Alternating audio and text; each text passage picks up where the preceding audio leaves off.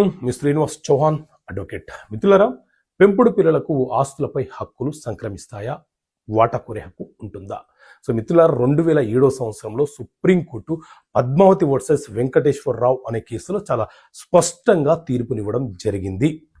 ఆ తీర్పు యొక్క సారాంశం ఏంటి అంటే, ఒక తల్లిదండ్రులు సంపాదించిన ఆస్తిలో లేకపోతే వారసత్వంగా వారి పేరు మీద ఉన్నటువంటి ఆస్తిలో వారికి బయాలజికల్గా జన్మించినటువంటి పిల్లలు ఎవరైతే ఉన్నారో వాళ్లకు వీళ్ళ తదనంతరం ఆస్తి సంక్రమిస్తుంది. లేదా వీరికి పిల్లలు లేకపోతే వీరు ఎవరినైనా అడాప్షన్ దత్తత తీసుకుంటే ఆ పిల్లలకు హక్కులు సంక్రమిస్తాయి. అంతేకాని చట్టబద్ధంగా కానీ లేకపోతే సాంప్రదాయ ప్రకారంగా కానీ అడాప్షన్ తీసుకోకుండా కేవలం పిల్లలను పెంచినంత మాత్రాన ఆ పిల్లలకు ఆస్తుల మీద హక్కులు రావు అని చెప్పి చాలా స్పష్టంగా సుప్రీంకోర్టు తీర్పునివ్వడం జరిగింది.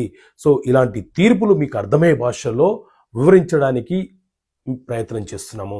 ప్రతి నెల ఒక చిన్న మ్యాగజైన్ రూపంలో మీకు అందించే ప్రయత్నం చేస్తున్నాము. సో ఇది మీకు కావాలనుకుంటే ఇక్కడ కనిపిస్తున్న నెంబర్ కాల్ చేసి 12 నెలలకు మీరు సభ్యత్వం తీసుకుంటే ప్రతి నెల పోస్ట్ ద్వారా మీకు పంపించే ప్రయత్నం చేస్తాము. జస్ట్ పే 999 రూపాయలు. ఓకే మిత్రులారా, థ్యాంక్ యూ.